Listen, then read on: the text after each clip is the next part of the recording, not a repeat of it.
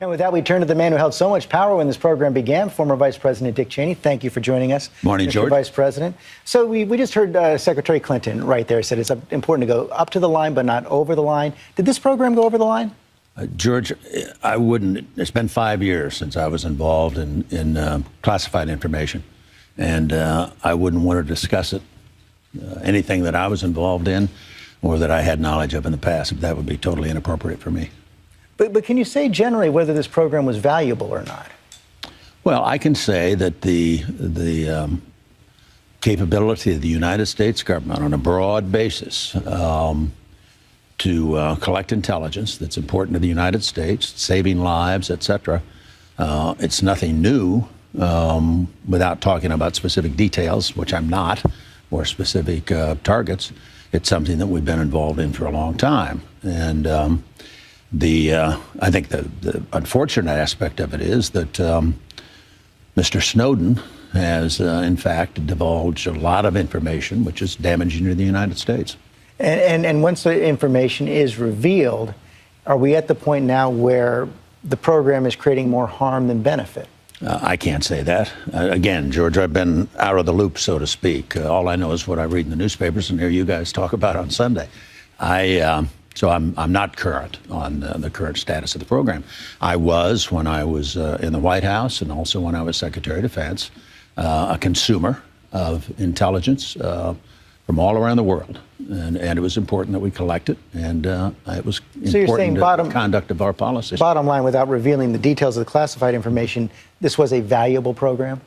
I am not talking about a specific program. I'm talking about our overall intelligence capabilities are important to the security of this nation and need to be preserved.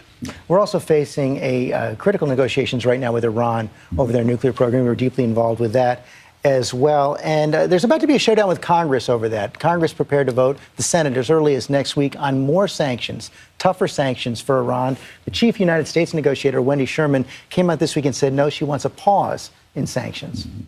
We think that this is a time for a pause to see if these negotiations can gain traction. The Congress has its prerogatives. We don't get to control Congress. How would you advise Congress to respond? I think I don't have a lot of confidence in the administration to be able to negotiate an agreement. I think sanctions offer some prospect of bringing the Iranians around.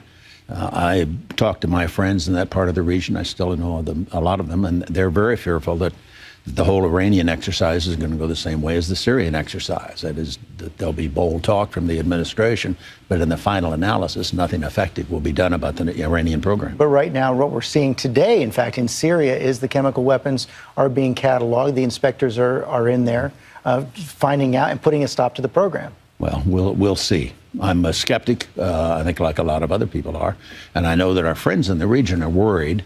If you look at the piece, there's a front page story in the New York Times today about how the administration has had a review of Mideast policy and is continuing to, quote, pivot to Asia and downsize the importance or the significance of that part of the world to U.S. policy. One of the things they're doing is backing away from the so-called democracy agenda that was propagated by President Bush and your administration. But you weren't, it seemed, a big fan of that. Do you think it's right to scale it back? Well, I think the U.S. presence in the Middle East was enormously important now for decades. It went all the way back, certainly before Desert Storm.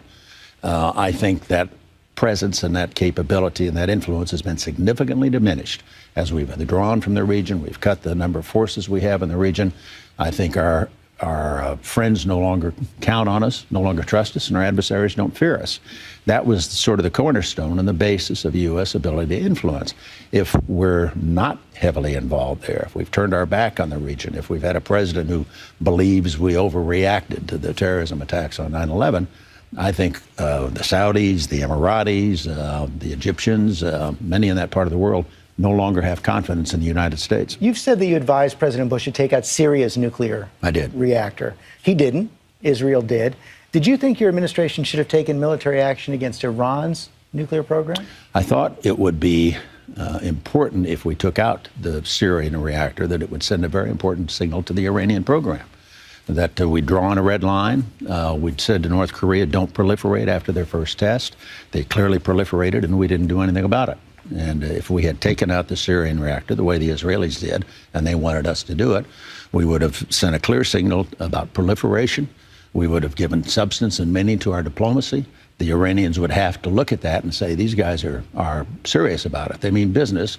And we'd be much more effective today negotiating with the Iranians if we'd taken out that Syrian reactor 7 years ago. Is military action against Iran inevitable? I have trouble seeing how we're going to achieve our objective short of that. And I doubt very much that the diplomacy will be effective if there is not the prospect that if diplomacy fails, that we will, in fact, resort to military force. Let's turn to politics. There's a lot of debate about what's going to take for the Republicans to win back the White House. And our latest poll at ABC News Washington Post shows how deep the hole is for the Republican Party. Worst numbers in a generation. One telling one I want to put up on the screen right now. Americans are asked, who's doing what's best for the country versus what's best for their own political interests? Only 20% believe Republicans doing what's best for the country, 52% for President Obama. The brand is at its lowest numbers ever in polling. Does that worry you? I know you didn't worry about your personal poll numbers, but for the party, does that worry you? And how should they fix it? Well, I think we've got a long way to go, obviously, to rebuild the party. I think it's very important that we bring in a new generation of leadership. I think after the presidential election last year, we got whipped. A lot of us thought we were going to pull it out, and that didn't happen. And we clearly need to spend time and effort on building the base, building the party, making it a full-time professional operation in terms of the RNC.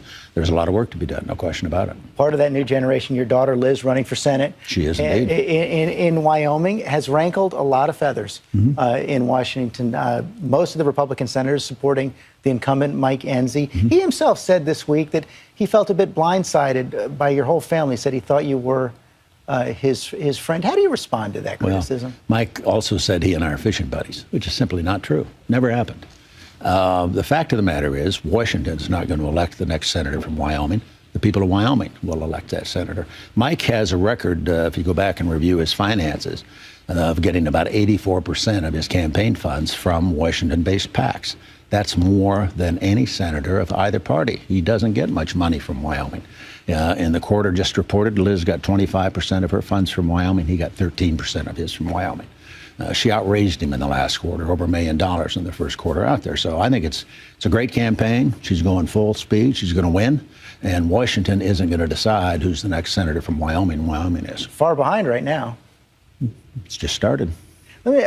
Broader, you've also said that your daughter and others represent this new generation, and one of the things they're going to do is energize the base. But is that really the problem the Republican Party has right now? The presidents you worked for were pretty successful in reaching out beyond the base, persuading people who weren't voting for Republicans to vote for them. Isn't that what the party has to do? We need to do it all. They can't say, well, we're going to write off that group or write off that segment. We've got to have first-class candidates.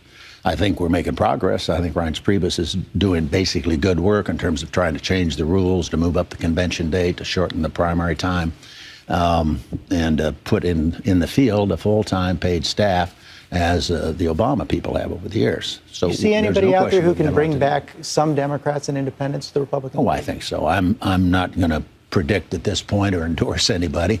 We've got a long way to go to the next presidential election, but we've been there before. It's not the first time we've had to go down this road, and it's basically, I think, healthy for the party to be brought up short and say, okay, now it's time to go to work, and we need to look to our basic strategy, our personnel, and as I say, I feel very strongly about it's time to get a new generation involved. Well, you're looking healthy, too, and we're looking forward to talking to you later in the program about your new heart and the book.